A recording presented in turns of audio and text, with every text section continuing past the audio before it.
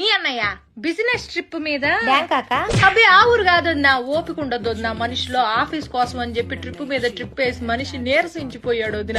అందుకే ఈ దేశంలోనే అదేదో ఊరమ్మా గోవా వెళ్తున్నాడు ఈ మధ్యన. ఆ ఊరు కంటే ఈ ఊరు ప్రయాణం సులువుట చిటుక్కుమంటూ వెళ్తాడు వదిన. లగేజీ కూడా పెద్దగా ఏం ఉండదు వదిన. 2 నిక్కర్లు పట్టుకెళ్తాడు. నిక్కర్లు ఏందయ్యా అంటే ఫార్నాలతో మీటింగ్ రాజ్యం మామూలు విషయం కాదు, ఫ్యాషన్ గా ఉండాలంటాడు.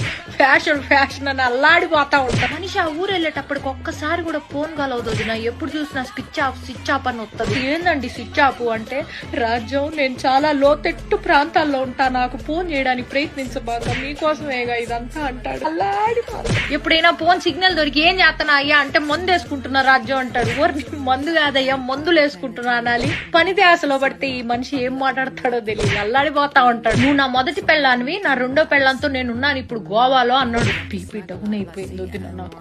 ఏం మాట్లాడుతున్నావయ్యా అంటే, నా ఆఫీసే నా 2వ పెళ్ళావే పిచ్చిదానా అన్నాడు. అల్లాడిపోతాడు నా ఆఫీస్ అంటే. నేను కూడా వస్తాను, నన్ను కూడా గోవా తీసుకెళ్ళంటే ఫ్లైట్లు కూలిపోతున్నాయి, దేశం అంతా యుద్ధాలు జరుగుతున్నాయి, నీకోసం నేనేమైనా పర్లేదు కానీ నీకు మాత్రం ఏం కాకూడదు రాజు. అల్లాడిపోతాడు అది నా ఈ పెళ్ళావాడు. ఒకరోజు తెలియకుండా వీడియో కాల్ నొక్కేసా వదిన. ఆయన కూడా చూసుకోకుండా ఫోన్ ఎత్తేసాడు. చూస్తే గుప్పు మన నోట్లోంచి పొగలొదిన. ఊరిని అమ్మ ఏంది పొగలు అంటే, ఎముకలు కొరికే చలి రాజ్యం గోవాలో, అందుకే నోట్లోంచి పొగలు వస్తున్నాయి అన్నాడు. అల్లాడిపో. Download ShareChat.